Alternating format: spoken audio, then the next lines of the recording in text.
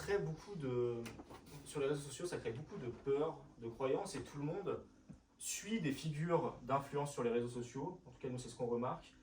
Des figures d'influence dans le business, et essaye de copier un peu les stratégies des autres, essaye de copier ce qui marche déjà, sans réellement comprendre la stratégie et adapter la stratégie à sa propre personne et à ses propres valeurs et à sa propre entreprise. Et tout ce qu'on voit sur les réseaux sociaux, ça crée plein de croyances, plein de peurs. Donc ça peut créer la croyance de monter un business en ligne, monter un business c'est trop simple. Et aujourd'hui, moi j'en peux plus, j'ai des gens en appel, ils pensent qu'ils vont lancer leur activité et en un mois ils vont faire 10 000 euros de chiffre d'affaires et tranquille quoi. Sans rien faire, qui vont partir à Bali et tout ça. Même quand j'y pense, c'est que déjà ensemble et même moi avant, quand je vois le nombre d'accompagnements que j'ai pris, on avait fait le calcul, je crois, on est à plus de 140 000 euros investis sur les 2 à 3 dernières années avec les masterminds et tout. Quand je vois tout ce qu'on a investi, en fait, on n'a jamais été dans la logique en fait, d'acheter un accompagnement pour que ça change toute notre vie, parce que c'est impossible. En fait, on achète des accompagnements pour s'améliorer sur une expertise en particulier, mais c'est pas parce que tu prends un accompagnement que tu vas changer toute ta vie. Et vu que c'est beaucoup marketé comme si tu prends mon accompagnement business, tu vas changer ta vie, tu auras plus de temps, tu seras libre, tu vas avoir ça, tu vas avoir ça. Et ben du coup, ça crée une vague en fait de personnes qui ont des attentes très hautes et qui du coup vont vouloir lancer des business en se disant ça va être très simple parce qu'on m'a dit que je pouvais faire 10 000 euros par mois depuis chez moi, depuis un téléphone, sans ordinateur et tout. Et donc du coup, les gens sont très déçus en vérité quand ils rentrent dans des accompagnements parce qu'ils se rendent compte que c'est plus dur que prévu et qu'en vérité, tu peux pas faire 10 000 euros comme ça. Et même au-delà des stratégies, en vrai, c'est même un niveau de conscience à avoir en fait. Quand tu fais pas beaucoup de chiffres, ça te paraît très lointain de faire 10 000 euros par mois. Donc en vrai, même si on te donne des stratégies, tu te sentiras pas capable de le faire. Donc bref. Et ouais, c'est assez chiant parce qu'en fait, y a plein de gens qui sont comme ça. Ouais, et Y a avec tout ce qu'on voit confiance. sur les réseaux sociaux, donc ça crée soit cet effet-là, soit des fois l'effet inverse, où les personnes ont du coup peur de se lancer et ne se lancent pas parce qu'ils voient tout le monde réussir et ils se disent non mais c'est pas fait pour moi, moi je suis pas aussi bon que les autres. Alors qu'il y a une grosse différence entre ce que les personnes partagent sur les réseaux sociaux et souvent ils partagent leur extérieur à notre propre intérieur qui est complètement différent. Et du coup ça crée, ça crée plein de peurs ces réseaux sociaux. Et quand on crée son activité, en général, on n'arrive pas directement à créer l'activité de nos rêves à cause des peurs qui nous bloquent. Sauf qu'on passe plus de temps à avoir peur d'avoir peur que d'avoir réellement peur. Et à chaque fois, on se dit, ouais, mais si ça se passe comme ça, si ça se passe comme ça. Au final, quand on fait les choses, ça se passe rarement comme la peur nous avait guidés.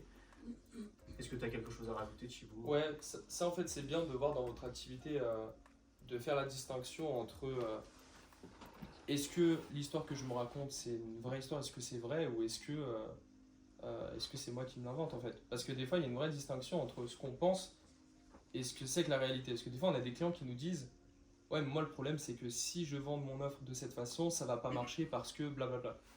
Mais en fait tu n'as pas testé le marché donc tu peux pas confirmer ce que tu viens de dire. Ou j'ai peur parce que mon offre elle va être trop chère et les gens vont dire que c'est trop cher. Et t'en sais rien, t'as pas testé ton marché.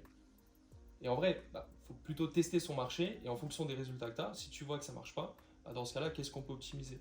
Et nous, ce qu'on voit dans les accompagnements, c'est vrai, hein, les personnes qu'on accompagne, généralement ceux qui ont beaucoup de doutes et qui se posent beaucoup de questions sur oui, mais qu'est-ce qu'on va penser de mon offre, qu'est-ce qu'on va dire, etc. C'est les personnes qui avancent le moins parce que justement, ils ont tout un tas de croyances qui sont ancrées. Alors que ceux qui agissent, en vérité, c'est vrai, ceux qui ont le plus de résultats dans nos accompagnements, c'est ceux qui nous contactent presque jamais.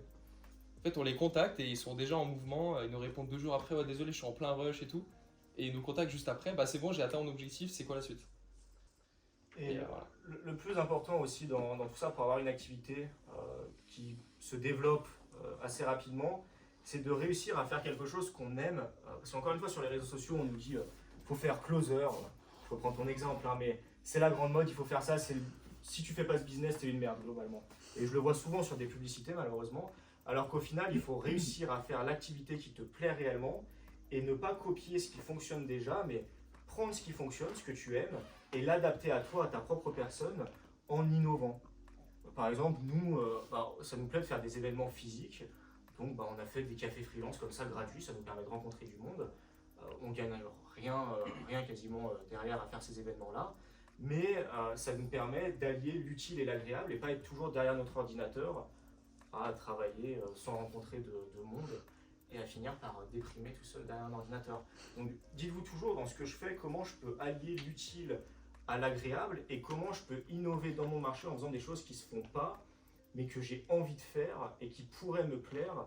Et plus tu aimes ce que tu fais, plus ton activité va se développer rapidement. Et puis C'est- même quand tu trouves c'est un vraiment ce qu'on business, observe. ouais. En fait, plus tu lis la passion à ton business, ou en tout cas comment je peux prendre certaines passions que j'ai et les réadapter à mon business, ou certaines tâches que je peux innover pour que ce soit plus sympa, c'est que du coup l'avantage, tu n'as pas besoin de te forcer à faire les choses. Tu n'as pas besoin d'utiliser des techniques de productivité, je pense que vous en connaissez, Pomodoro, plein de techniques qui permettent de se mettre à fond et tout.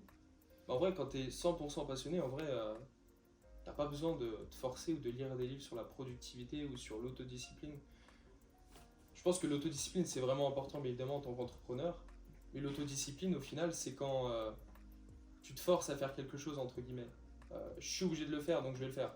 Mais de base, si tu kiffes ce que tu fais, tu vas pas te poser la question si tu dois le faire ou pas en fait. Tu vas le faire parce que ça te fait kiffer. Et moi par exemple, je suis parti 2 semaines en Estonie, je suis rentré hier. Et je suis parti en fait parce que ça me permet en fait de me remettre dans ma bulle, de faire nourrir cette créativité-là. Et par exemple, la créativité des entrepreneurs, je trouve qu'elle est beaucoup moins présente parce que les gens sont trop focus sur faire entrer plus de clients. Et c'est un peu des erreurs aussi qu'on a fait nous dans l'entreprise.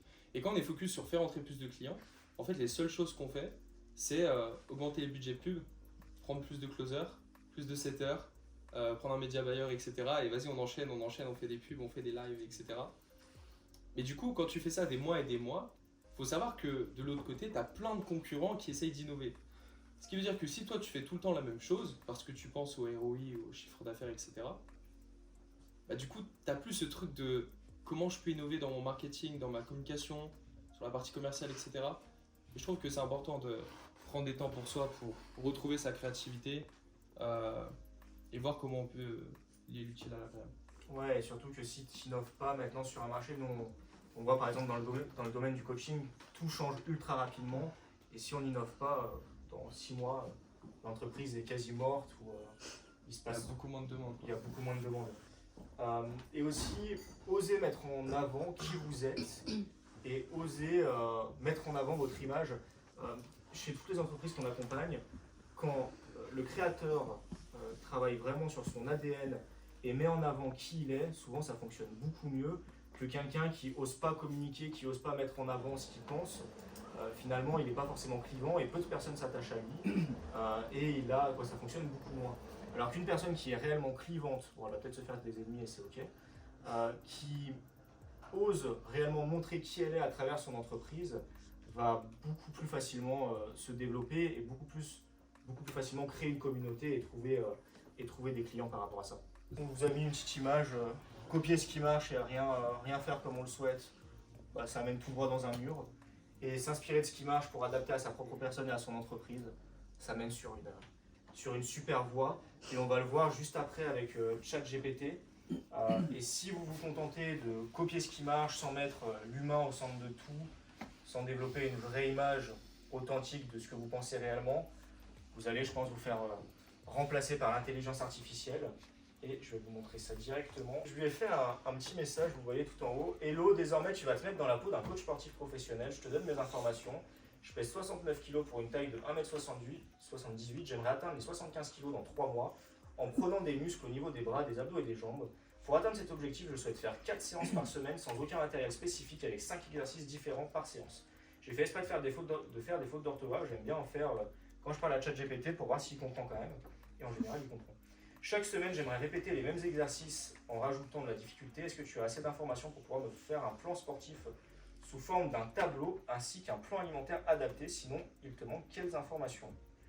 Là, ChatGPT m'a répondu. Il lui manquait des informations pour me faire le plan sportif, comme finalement un vrai coach sportif. Donc, Comment tu es arrivé à 69 kilos déjà? là, c'est Après, il y a pas de différence. il y a une vraie différence. Donc, après, j'ai répondu à ces messages qui me demandaient.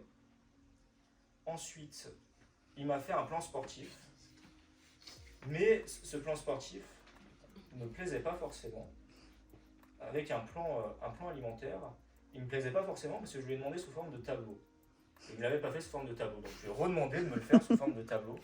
Parce que je voulais absolument un tableau. Alors, Alors, ma Storybug, non, mais c'était pour vous montrer tout ce qui est possible de faire et comme quoi ça peut facilement remplacer beaucoup d'activités. Bon, c'est pas super pertinent. Là, je pourrais creuser parce qu'en fait, ChatGPT, c'est une vraie discussion.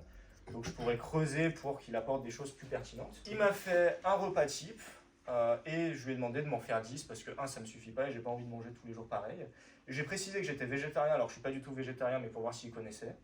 Et on voit qu'il connaît tout, qu'il s'adapte. Si au sein de notre entreprise, on met pas l'humain au centre de tout, on n'arrive pas à se différencier par notre ADN, par qui on est, dans les années à venir, ça va être compliqué parce que plutôt qu'aller voir Alexandre, pourquoi pas aller voir ChatGPT qui peut te faire un programme assez complet à condition que tu sois précis avec lui. Mais sauf que ça, si vous ne le mettez pas en avant dans votre communication, votre personnalité, etc., et ce que vous pouvez apporter en plus, si vous avez entre guillemets quelque chose de basique qui peut être remplacé par l'intelligence artificielle, ça va être compliqué. Une question qu'on aime bien poser, si demain ni l'argent, ni le statut social, ni les influences externes ne comptaient et que absolument tout devenait possible, qu'est-ce que je déciderais pour mon entreprise?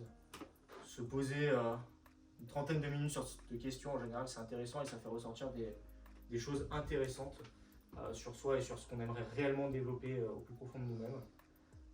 Et une petite phrase de fin, osez progresser et innover, sinon vous disparaîtrez.